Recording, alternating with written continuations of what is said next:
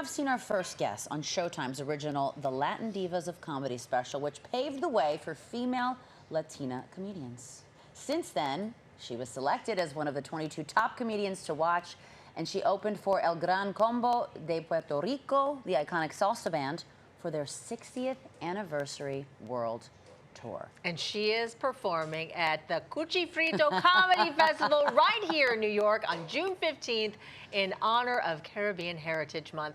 And we are so excited to have her here with us today. So please welcome comedian Sara Contreras. Woo! Go, mama. Go, mama. Yeah, girl. Keeping it spicy. Oh. Hola. Hip. Eso. Un placer. Oh my goodness. A pleasure to be here. Hola. Great to have you. Hola, hola, hola. Hola, hola, Buenos hola, dias. Buenos dias. All right, we're gonna, We're going to keep the let's music keep going. Let's get loud. We are loud. Free Look what J-Lo. you did. Look at you. Free J-Lo. Cut it out. We love it. We love it.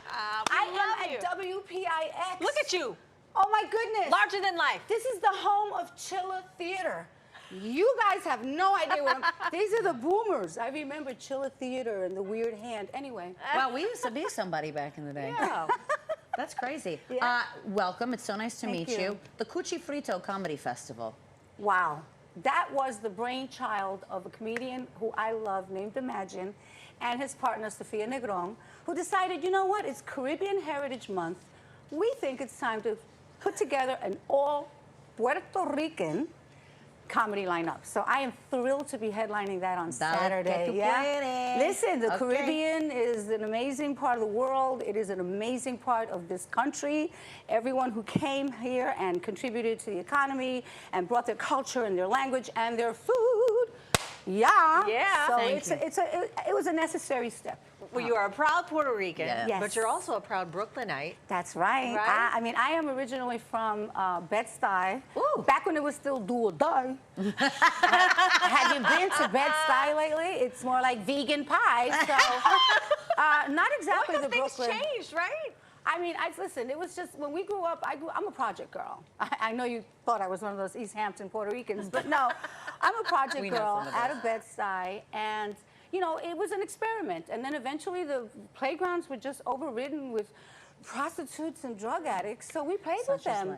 We played with them, and that was it. Those are your homegirls. Listen, You gotta learn something somehow. we didn't play games like kick the can. It was more like tag the hoe, pass the pipe, duck, duck, crackhead, you know, things like that. But, you know, crackheads in the house, crackheads, we love you, we love you, we love you. Oh my God. Okay. So yes, I am a Brooklyn girl. I can't. And then one day my dad comes home, and my dad is from Adjuntas, Puerto Rico. My mom is from Ponce, representing Ponce. And my dad comes home one day and goes, oh, we're moving to the country. So we're like, oh, What does wow, that mean? horses, fresh air. We moved to Queens.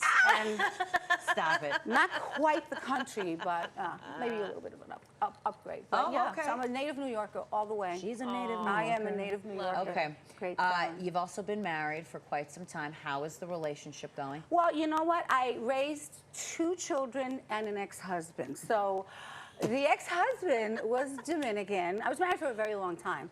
My parents were like, Dominicano. Yeah. Now, I don't know if you know that there's like a lot of tension. Oh, yeah, We I'm are aware. like the Sunnis and the Shiites of the Caribbean. More or less the same tribe, but we have the banging parade. But anyway, so my ex-husband was Dominican. And I love Dominicans, I do. But my parents were a little surprised. You know, they were like, Surprised. what's going on? I'm Okay. like, Ma, we really meet each other's needs. I need $5,000, he needs a green card. But I'm kidding, I kid, I love, listen, I'll never forget the ceremony. It was so romantic. The judge looked at me and he said, Sarita, do you vow to live with this man for 2 years to establish residency? Do you use a lot I do. You use a lot of your marriage life, family life as part of your show? You have to, Yeah. because the idea is to relate and connect and find those bonds that you have, the commonalities, so that they Yeah. can go, oh my goodness, I went through the same thing. You know, he was a wonderful person, but he was a little mean. You know, I'd offer him a massage at the end of the day, and I'd rub him, oh, your hands are too soft. Yeah, I wish you were Swedish. He said that to me one time. I said, you want more pressure, Swedish pressure? I ran him over with the Volvo, but Ay, Dios mío. You know, it wasn't quite the pressure he was looking for. But listen, I'm thankful for that because I have 2 children who are now Dominican and Puerto Rican, so they're Dominicans. Dominican. I like that. And I've since found my soulmate, who happens to be Boricua. Oh, Oh, good. there we go. And I found a money harmony. It works. It works. We were like, we're like kids because it's after 50 now. We're over 50. You're living your best life. I'm living my best life now, and that is the point of everything that I'm doing and talking about on stage. That I made choices along the way, professional choices, and I am so comfortable with them because I think this is the timing. This is the cadence for me. Yeah. And I feel like I share a bond with people, whether they're Generation X, millennials, my generation, Generation Jones, which are the youngest of the baby boomers. See, a lot of people are. Oh, I just learned something new today. I just learned Generation that today. Jones are 54 to 64. That's a sexy title, It Generation is. Jones. I love it. The Keep- secret Keeping agent. up with the Keep Joneses, up with me, girl. baby. Exactly. Yeah. But in all Right. seriousness, you have been a huge advocate for the Caribbean community. So why is that the top of your priority list? My mother passed away in 2015. I was very, very close to my mom. My mom was a trip because she was that type of mother. You went to somebody's house and somebody asked you if you were hungry.